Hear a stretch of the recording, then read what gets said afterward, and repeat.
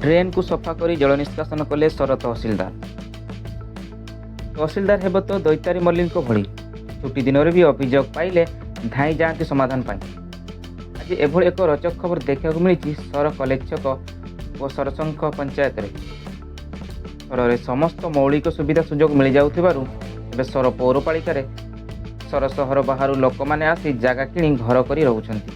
बेआईन भाव में घर तैयारी करी पानी निष्कासन पर पर्याप्त परिमाण जगह न छाड़ा पानी निष्कासन पर ड्रेन को पता जाइथिबारु सर कलेज छक और सरसंख पंचायत ब्राह्मण साहि रे एकर एकर चाष जमी रे पानी जमी रोची। लोकों घरे मध्य पानी पशुची, जहां नहीं स्थानीय लोके सर तहसिलदार निकट में अभियोग करने पर आज मध्याह्न sir tehsildar Daitari Mallick sir college Chhak रास्ता कड़े जल निष्कासन पर पता जाइथिबा उक्त ड्रेन को सफा करने सहित उक्त रास्ता को कटा जाई जल निष्कासन व्यवस्था कर जाइथिला।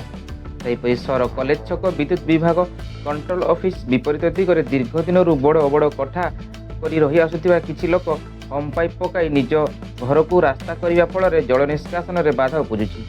छुट्टी दिन में वर्षा को खातिर न करी लोकों सहित जल निष्कासन कर जाइथिबारु स्थानीय लोके तहसिलदार के एपरि कार्य को प्रशंसा करथिले। आगामी दिन में कौन सरकारी जगह को जदि कौन लोक जबरदखल करने द्वारा जल निष्कासन में बाधा होता तेज निश्चित भाव उक्त व्यक्ति विरोध में सरकारी कार्यानुष्ठान ग्रहण कर तहसिलदार दृढ़ोक्ति प्रकाश कर।